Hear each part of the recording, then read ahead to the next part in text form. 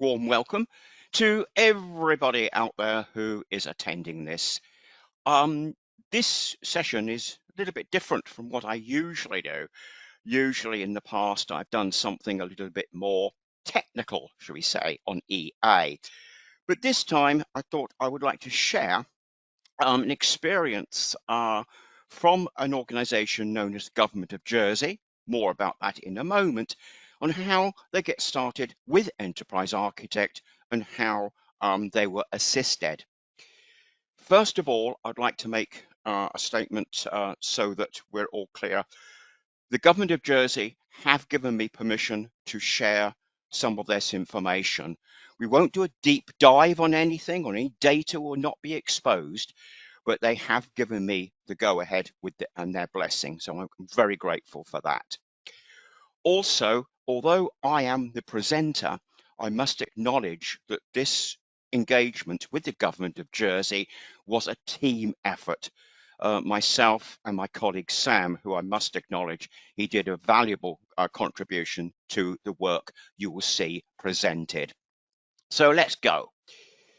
So first of all, a little bit of the agenda. What I'll do is, first of all, a brief introduction, then have a look at what the Government of Jersey first requested, because there are two phases to this engagement. The approach that was used, a meta model or MDG, which I'll also give you a demonstration of in Enterprise Architect, followed by a second inquiry, which will result in a model-based add-in, which I'll then demonstrate, have a look at some issues, and where do we go from here. So, me. Well, I was a principal consultant at Dunstan Thomas until July 2024, when I left them after 17, 18 years working with EA.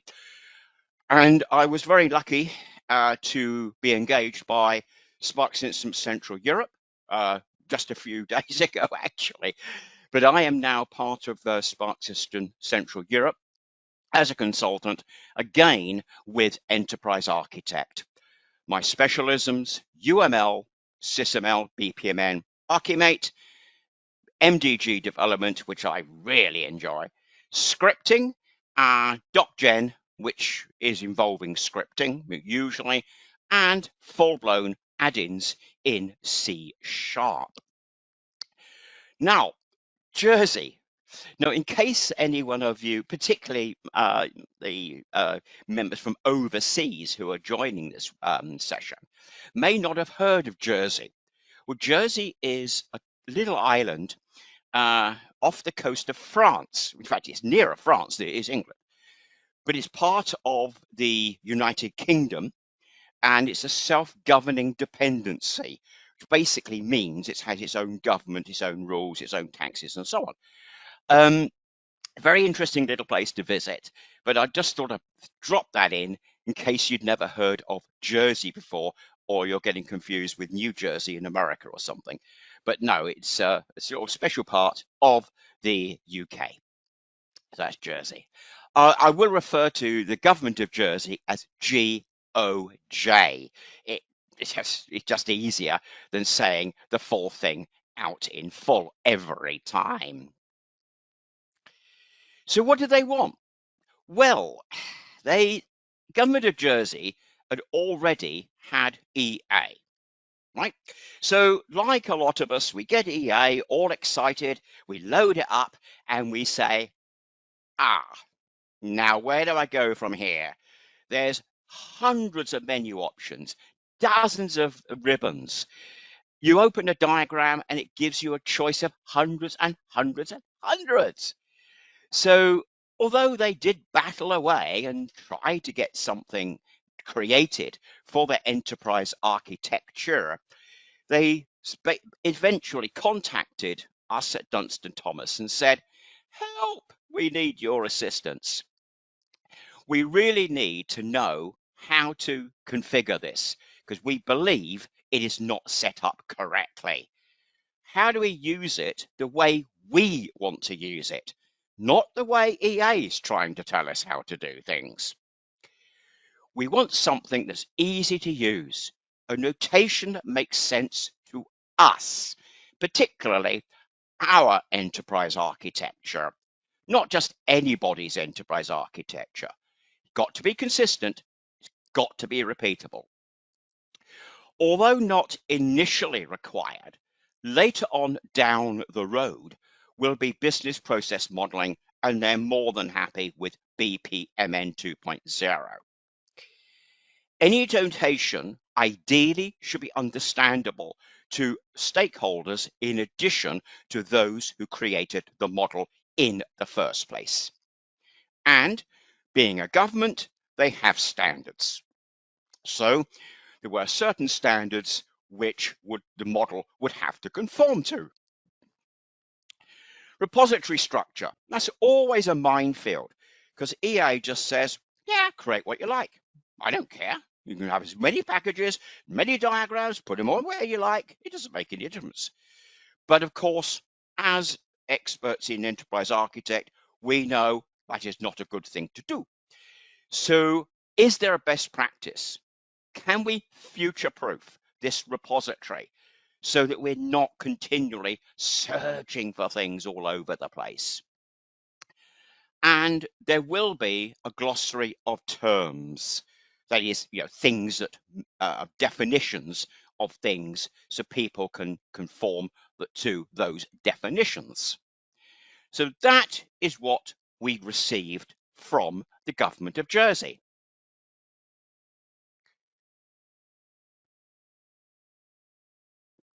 So this is the approach that we used, which is a pretty standard approach, I guess. Yes, of course, it's written in Enterprise Architect. So the Dunstan Thomas basically delivered on site a one-day practicalities course. Now, this course essentially is a complete hands-on session. And what it does is it says, this is how you set up EA. This is how you use a perspective. This is how you change your visual style, and so on and so on. As well as all the core skills. How do you create a diagram? How do you reuse elements? How do you use the quick linker, etc., etc. So that was all done.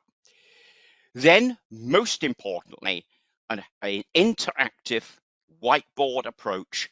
How do we get the meta model? Okay, they were using ArchiMate and they had been experimenting with ArchiMate. Nothing wrong with that. But government of Jersey sort of said, well, it's a bit too big. Wouldn't it be nice if this, or wouldn't it be nice if that? And all of those questions were developed interactively with them over in Jersey. So then we came back, developed a meta model, which was then presented along with the glossary. And that's just basically part of EA, right? That was then sent over to the government of Jersey, who installed it because there was a user guide on how to install the meta model and so on. They used it, feedback, and then that went round a few iterations, so everything settled down. And that was the meta model development itself.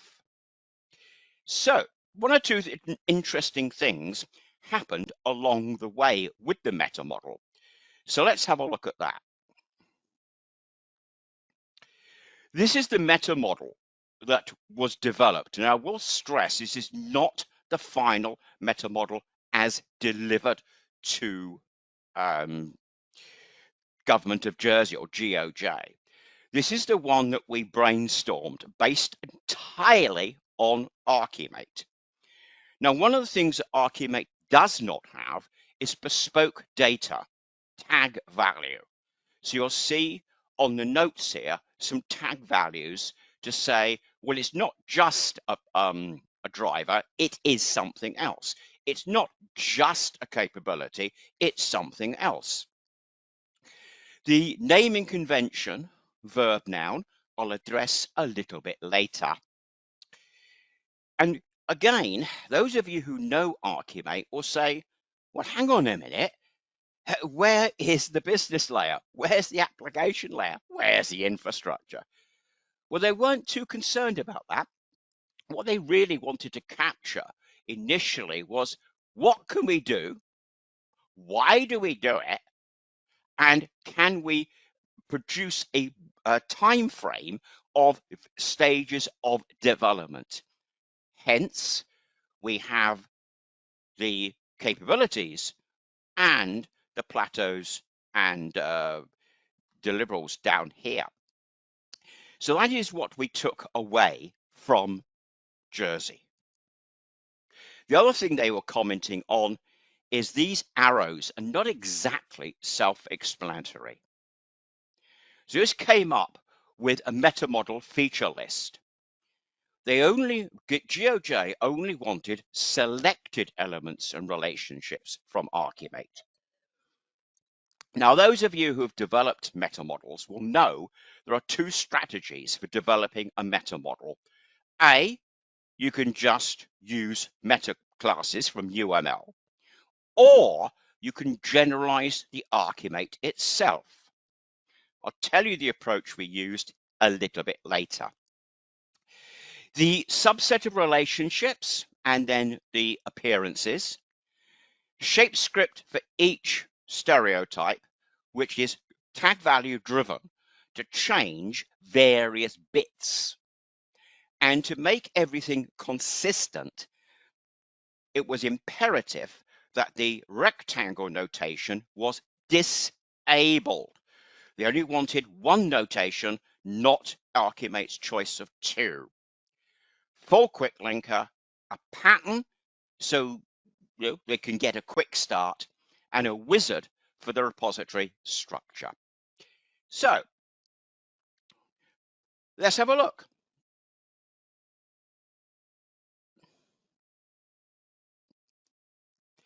So hopefully you can all see my Enterprise Architect screen.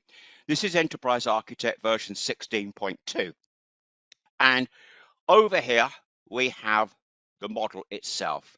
Now, there's nothing spectacular about this particular meta model, but if we have a look, it has a particular profile, as you would expect. And if I sort of zoom in on one of these things, you'll see that it has an icon, it has an image, and it's directly related from class. It does not extend ArchiMate.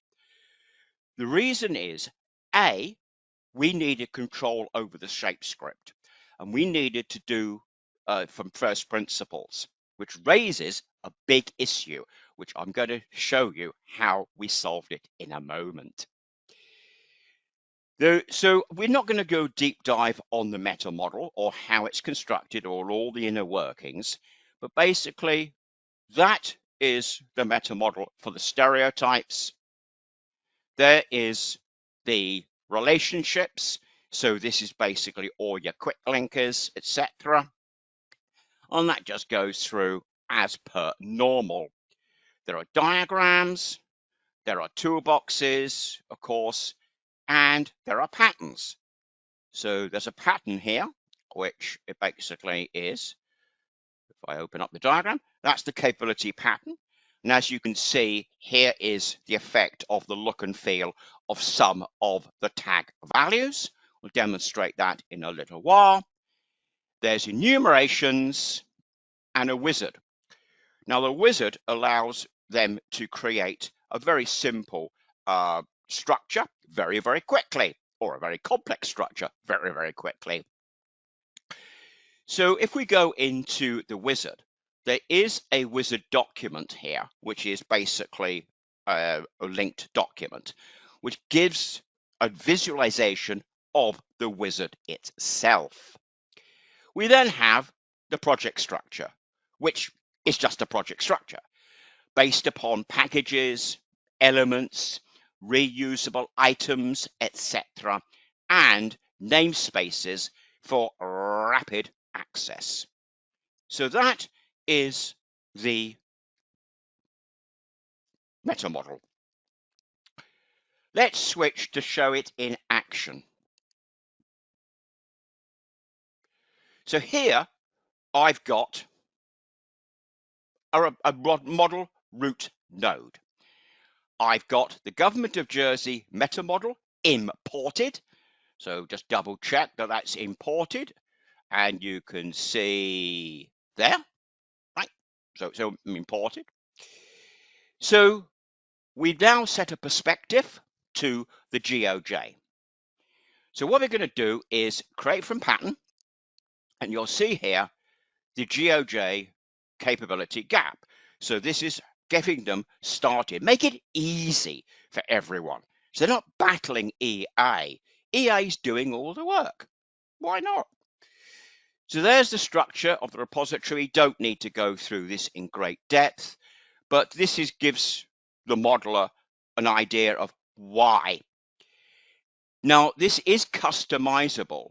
So if they do not wish to have all those packages, then when the model is created, it will be customized. So that could be checked.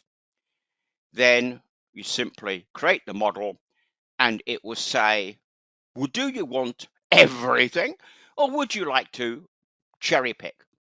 Right, so very quickly, we get the repository structure. So let's just take any package and add a diagram to it. Here we are, the diagram. And there's the capability diagram. Open up the toolbox. And initially, there's just one diagram. So if I take, for example, a capability onto there, you'll see that there's a little pop-up saying, which type would you like? Well, let's say it's decommissioned. And immediately it changes to that particular color. I can repeat that process and I can say future. I won't go through the whole thing because you're probably very familiar with how to use this particular feature or how to use meta models and toolboxes. And of course, quick link. Now the quick link was agreed, the wording was agreed with the GOJ to make it meaningful to them, not necessarily the jargon or ArchiMate speak that you would get if you extended ArchiMate directly. So just a composition. And as a request, the GOJ said, well, not everybody will know what a black diamond means. So let's keep the stereotype labels as a visual clue. So again, everything was designed to help them make it easier, and so they're not puzzled about what was going on.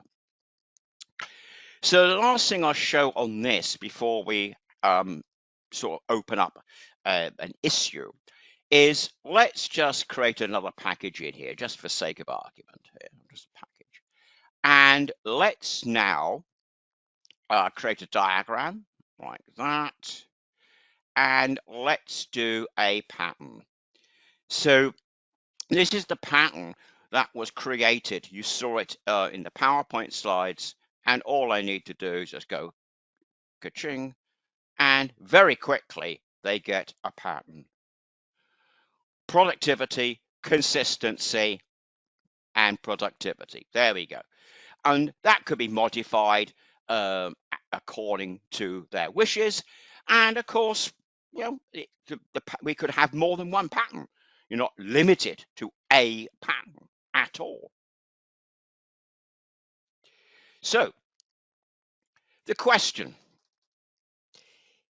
So let's go back very briefly to the meta model. And if we have a look at the meta model here,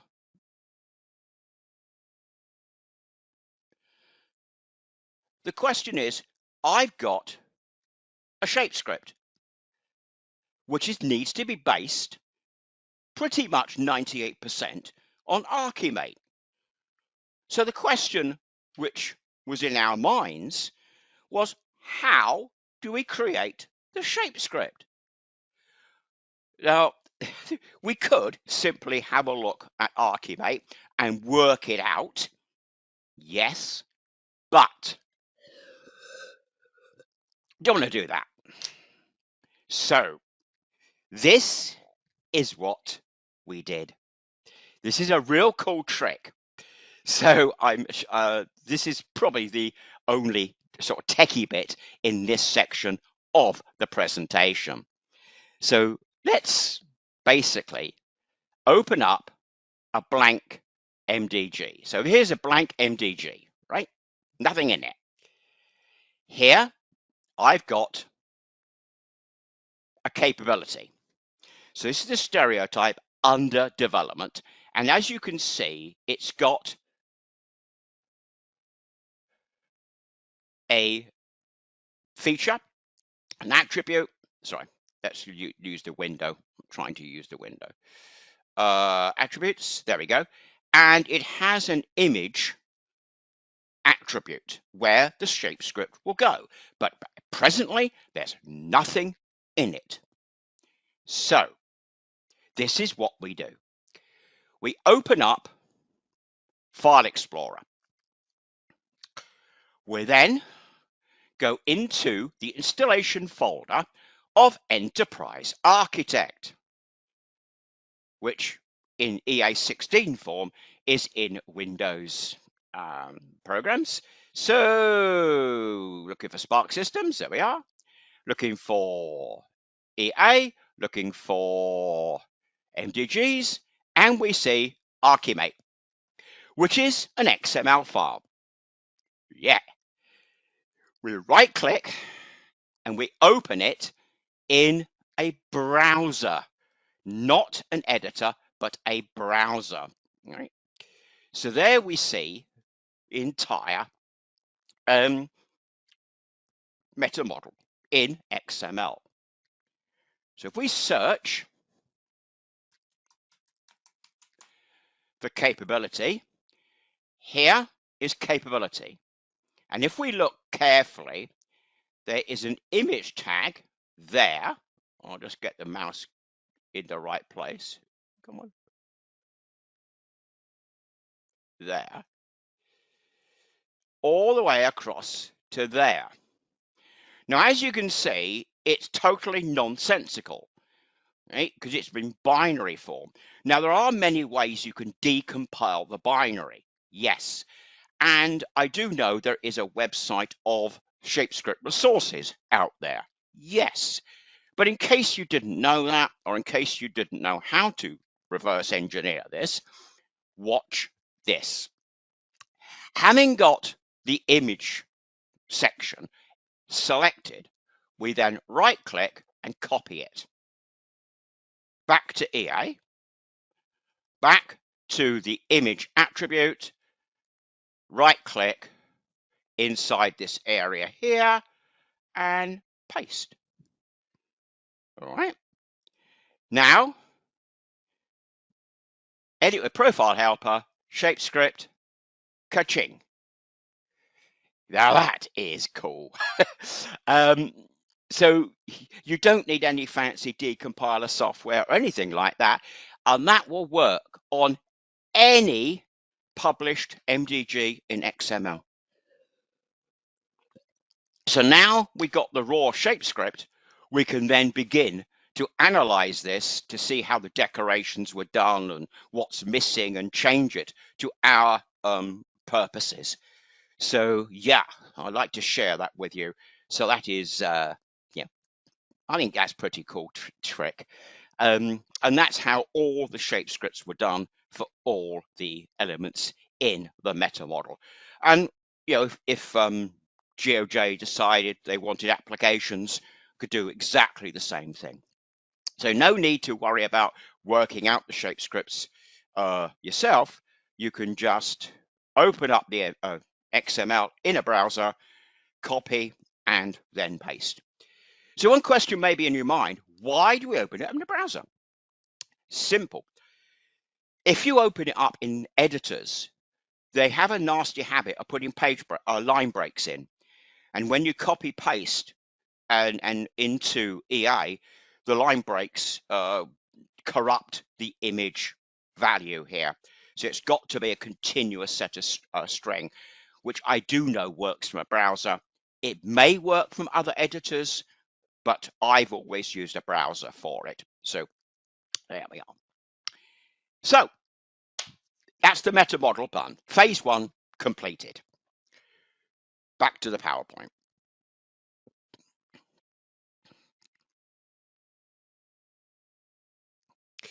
So the observations are that meta models are great.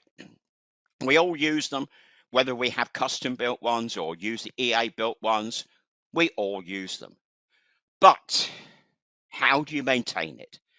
So it's all very well for Dunstan Thomas to hand over to the GOJ, hey, here's your meta model. And they say, well, fantastic. Now what do we do? We've used it, but we want to go beyond what you've done. So there are several techniques, and GOJ is not the only person that we brought on board. So there are two options. You can either say to GOJ, well, or your client, select somebody or some bodies, and we'll give them a meta model training course. So you can build up the skills. You can transfer the skills. Or, of course, you can get a change request from the client, which is then implemented by the external consultant. Right? So that is just an observation. But generally speaking, GOJ said, yes, thank you. We're now on board. We can now be productive. We can now get something going. And then that will say to the powers that be, look, these models are meaningful. They can help make decisions. Let's move forward from that. So yes, the meta model got them off the ground, got them productive, and they were really happy with that. So sooner rather than later, they contacted us and said, we have a question. And that question is, can EA validate or check the name of an element? Well, the answer is no, because it doesn't. It doesn't even spell check the name. So, but to change the question, can it be done? Not does it happen? Yes, it can. Because what you can do is you can say to EA, will you let me know when an element's created? You let me know when an element's name is changed, and I can check it by using some code. And that is how you can do it. Now, I'm not saying that is the best way or the only way, but what they really wanted was, can a name begin with a specific word, a verb specifically? So, two options. It requires the event model API from EA. So that requires a C# add-in, which would be the Rolls-Royce solution. Other cars are available. It requires an installer. So, yeah. Or you can use a model-based add-in with no installer is required. So we fed that back to GOJ and said, which do you want to do? All right? These are the advantages, these are the disadvantages, and so on. So GOJ said to us, well, it's a proof of concept. Let's go for the simpler option.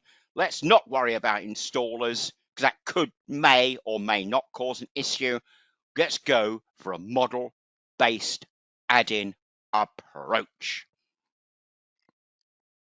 So this is how it was done.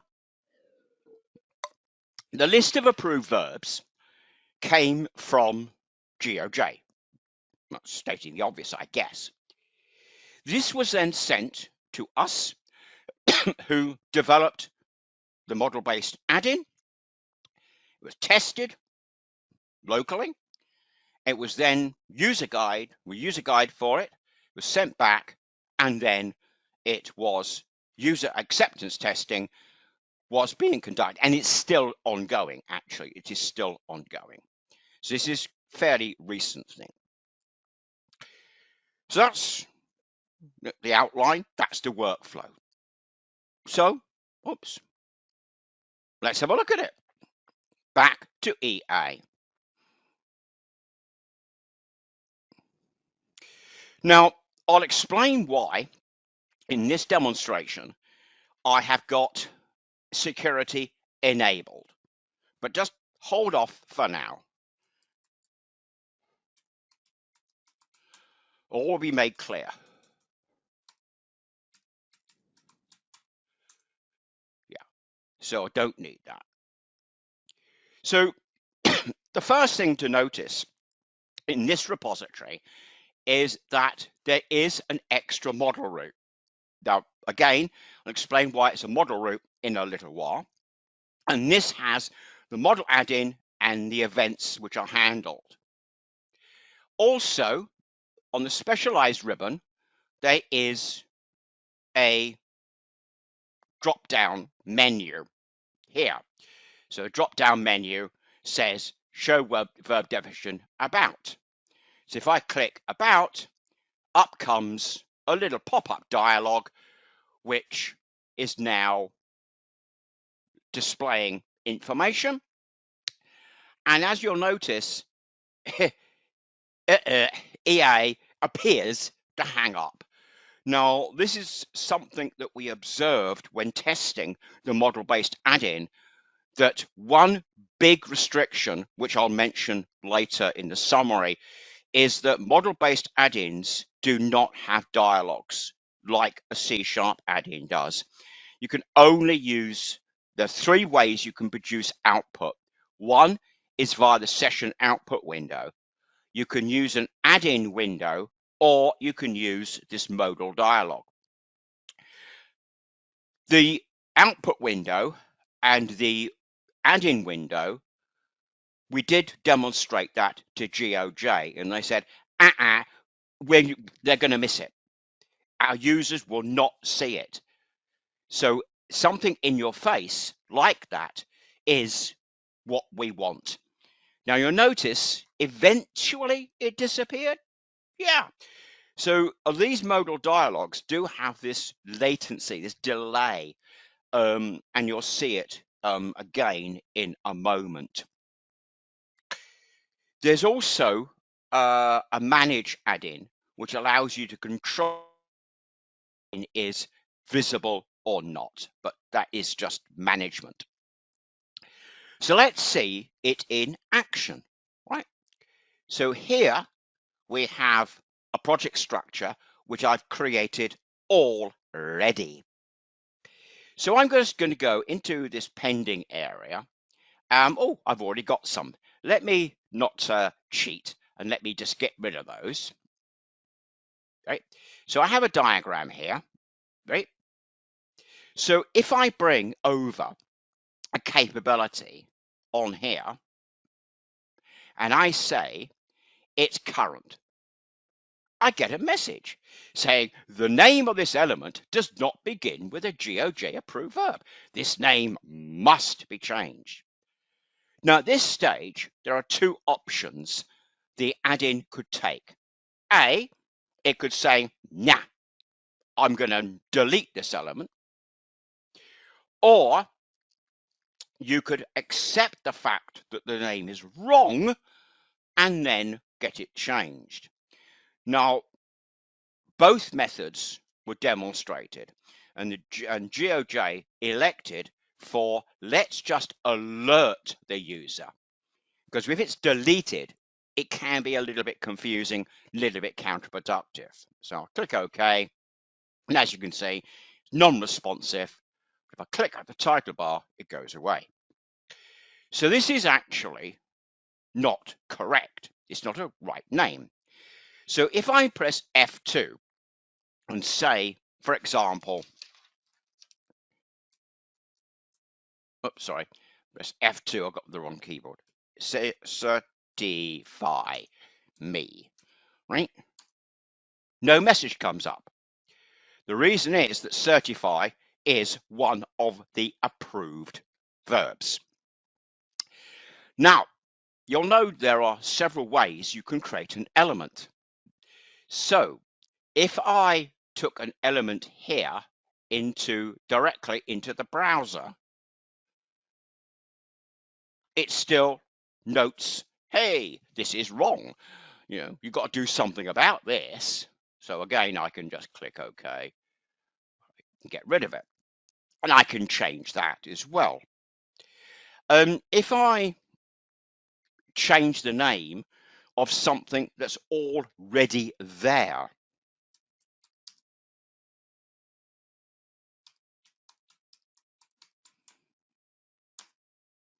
it comes up. So those are that is how it works. Basically, without getting too technical, it is EA is monitoring certain events which are thrown when a name is changed, well, more specifically, when an element properties are changed, and when an element is added to a diagram or added to the browser. Are there any exceptions? Rhetorical question. Well, yes, there are rhetorical questions. If you create a pattern, for example, let's say here, if I add a diagram here, like that, and then I add a pattern to it, like that, and I say OK,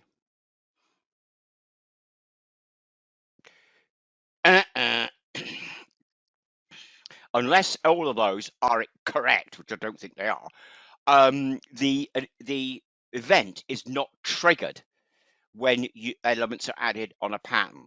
So it's not a perfect solution, but then there's nothing we can do.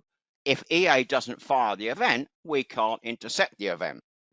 So just hold that thought for the moment anyway. Right. So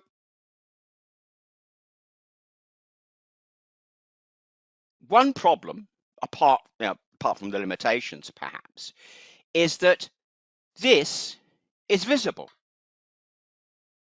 It's actually in the repository, which has to be. It has to be in the repository. Otherwise, a model-based add-in cannot function. So if we look at the model-based add-in, it's actually a JavaScript class. So there are code written in it. Now, it's not immediately obvious to the less experienced enterprise architect user how to A, access this, or B, how to modify this. But if you select this and go into develop and go into edit internal code, bingo, you get all the code.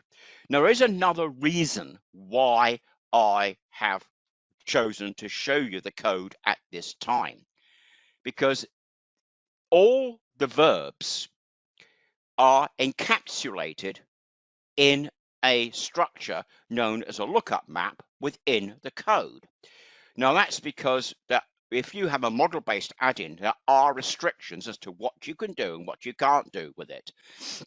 So I didn't want to, read files and that sort of thing. So this is a simple lookup table with the verbs down here and the meanings here.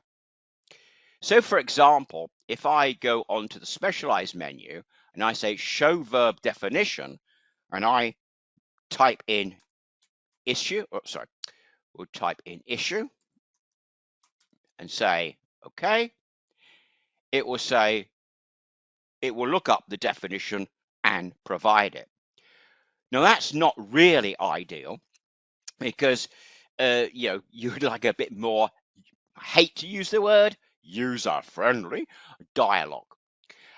So the only way that GOJ will be able to modify their list of verbs, which is very likely, is to go into this and modify it. So for the moment, that is how the GOJ will do it.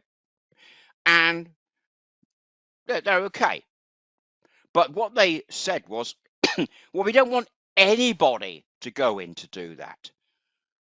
So is there a way that you can prevent access to what you're seeing on the screen? And this is why security is enabled. Yeah, now some of you may have already know what I'm about to say, but just in case. You'll notice that there's a blue exclamation mark here, meaning basically read-write access. So if I log in as somebody else,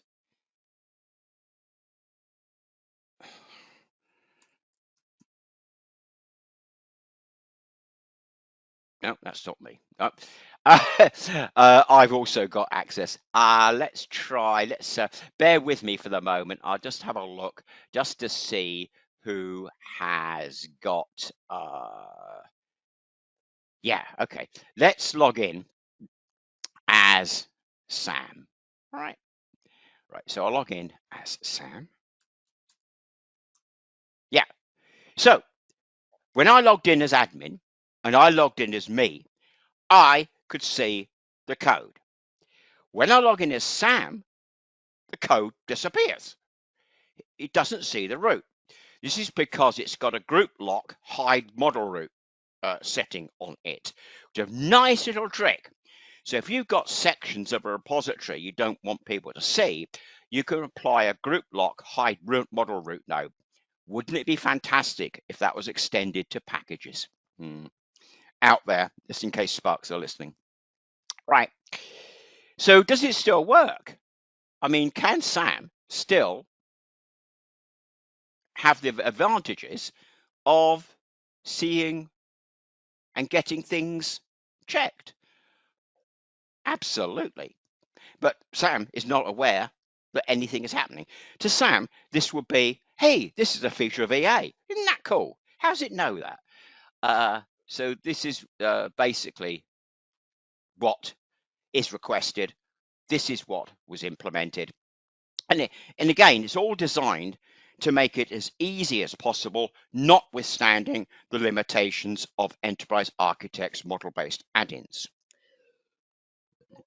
So any restrictions are more add-in based than anything else, really. So let's go back, excuse me, to the final sessions in the PowerPoint slide. And oops, we've got model illustrations. Let's do that. Sorry, went back to a different place. Right. So the add-in features are that it's invisible, checks elements, checks names. Now, initially it was capabilities only, as you saw in the demonstration. I didn't use any other elements. They are not checked. And that's how it was done. I've done the demonstration. So to summarize, the main issue with a model-based add-in is it doesn't have the full dialogues. So you can't put up a nice fancy dialogue. You can't, especially when you're looking up a name, there could be a dialogue to add a name, delete a name, check for duplicates or whatever. You saw that EA is unresponsive to those modal dialogues. Occasionally, it will just respond. And generally speaking, it just hangs up and then eventually it'll respond. Or if you click outside the dialogue, it will then spring back into life. But that does require some user training, because initially the EA user will say, why is EA crashed? Why is EA hung up? It's not ideal. From a technical perspective, there are inconsistencies in the way that the event is handled in the JavaScript code. If you have C#, you get proper parameters, and those proper parameters can be investigated. For example, if you click on an element, it knows which element type it is or which artifact type it is. In JavaScript, it doesn't. It's just one size fits all. So although the parameters are in theory there, I found they're not available in the JavaScript code because they don't have the right values. So that does limit, and there are one or two oddities. When you're clicking around in EA, you sometimes get a verb check message which you don't expect. Doesn't happen all the time, but that's a restriction on the way that the event model has been handled in JavaScript. But to fair play to Spark Systems, this is a new feature in EA, and we can only assume that it will be improved, enhanced, and get better over time. The changes to the GOJ verb list does require modification to the model-based code. It's not a big deal. It's fairly self-explanatory. The code is fully documented inside it. So it's not, they're not going to change the actual logic. It's just the table. So that is not a massive issue. It would be nice if it was easier to be done. The definition of a verb is very limited. All you can do is say, enter a verb. It would be much better if you could have a drop-down list, select a verb, and then display. But as drop-down lists are part of the dialog, and dialogues aren't in JavaScript add-ins, then we're stuck with that. So those are, I call them issues. Mate, is that too harsh a word? Perhaps not. So possible next steps. I say possible next steps because GOJ are still evaluating their options. They're still creating models and so on. But basically, to address those current issues that you saw on the previous slide, the add-in could be rewritten as a standard C# add-in. Of course, it will need an installer. But yeah. There's also a possibility of elements that have been created and you say, oh, you must change this name, and people don't change it. Legacy things that have been been playing around, sandboxes and so on, where people have been experimenting.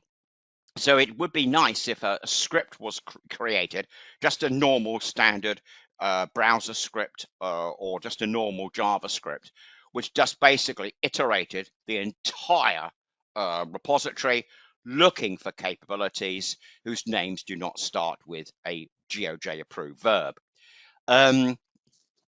So that is, a possibility, and for them, there will be over time tag value changes, and there may even be other stereotypes because this is just getting them started.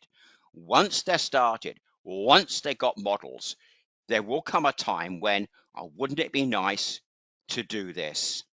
And of course, everybody, unless they happen to be dead lucky, needs some kind of assistance with DocGen, all right? So DocGen may be a possibility. So I'm listing this not because GOJ will necessarily take this on board. No, it's the object of this session is to say, this is how you get started. This is what you can do.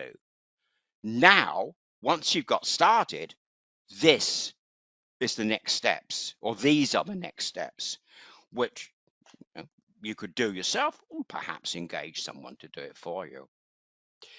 So I have finished a little bit ahead of time, which I think is good practice. The objective of that is to see if there are any questions which I can address while the audience is here. Otherwise, the Slack channel will be available for posting questions and posting answers and various general discussions. So thank you very much for your attendance, wherever you are and whatever time zone you may be in. Most appreciated. And I hope you found the discussion useful and you've picked up some tricks and ways of getting people off the ground. And bear in mind that trick about the shape script. All right. So thanks very much. And I welcome any questions that you may have. Thank you, Phil. So, we have a few questions here. We have posted some in our Slack session also. I Mm-hmm. would like to ask a few questions here on the session. So, there's a question from Jorg, and he's asking, is it possible to check the complete model for naming errors? Yes. If you had a rule about the naming errors, which you had, like if you wanted everything to begin with something, or it had to, you couldn't use spaces, yeah, you could simply, wouldn't use a model-based add-in for that. What I would do is take a script, a JavaScript, and just iterate the model, and for each element, I would check it, could check it against the rule. Uh, if you wanted different rules for different element types, that's not a problem because you could use a SQL query to extract elements of a certain type, iterate that set against rule set A, rule set B. The challenge is not checking the elements, it's how you display the results. Because JavaScripts or VB scripts or whatever script doesn't have a fantastic way of producing nice results. You can't, not easy to open windows and tables and stuff. So you could produce an XML file or some text output. That is a possibility.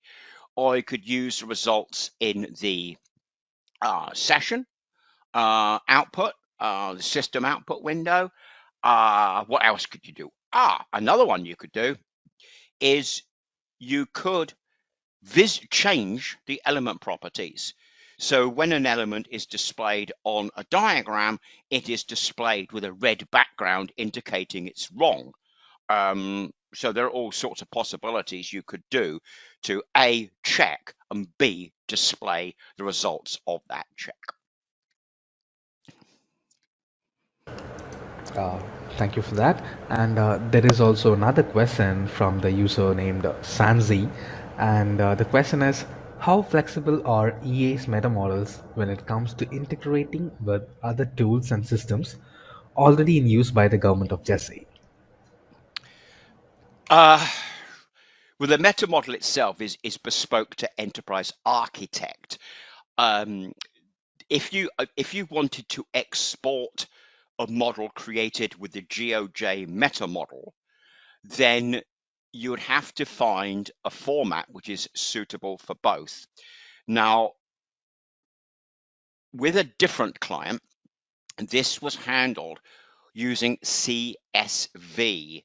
So you can, not the inbuilt CSV to EA, because that's a bit restrictive, but if you can find a format that is compatible to both tools, because a lot of tools, requirements analysis tools, other tools, do accept CSV, then it's very possible to create a script which exports the GeoJ model to CSV in a format capable of being read by other tools.